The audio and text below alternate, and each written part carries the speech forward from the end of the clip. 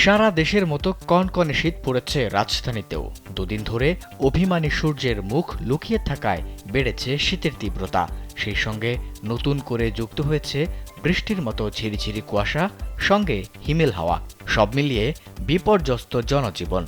এমন পরিস্থিতিতে শৈত্যপ্রবাহ নিয়ে পূর্বাভাস দিয়েছে আবহাওয়া অধিদপ্তর।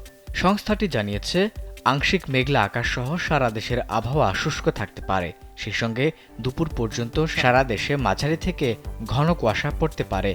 শুক্রবার ঢাকা ও পার্শ্ববর্তী এলাকার জন্য দেওয়া এক পূর্বাভাসে এ তথ্য জানানো হয়েছে।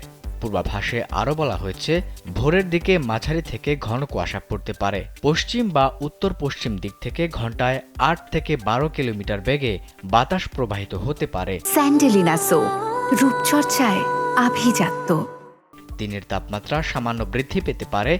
এ অবস্থায় শুক্রবার অস্থায়ীভাবে আংশিক মেঘলা আকাশসহ সারা দেশের আবহাওয়া শুষ্ক থাকতে পারে। মধ্যরাত থেকে দুপুর পর্যন্ত মাঝারি থেকে ঘন কুয়াশা পড়তে পারে। এদিকে ঘন কুয়াশার কারণে বিমান চলাচল, অভ্যন্তরীণ নদী পরিবহন এবং সড়ক যোগাযোগ সাময়িকভাবে ব্যাহত হতে পারে। এছাড়া সারা দেশে রাত এবং দিনের তাপমাত্রা সামান্য বৃদ্ধি পেতে পারে। ঘন কুয়াশার কারণে কোথাও কোথাও দিনের বেলায় শীতের অনুভূতি বিরাজমান থাকতে পারে।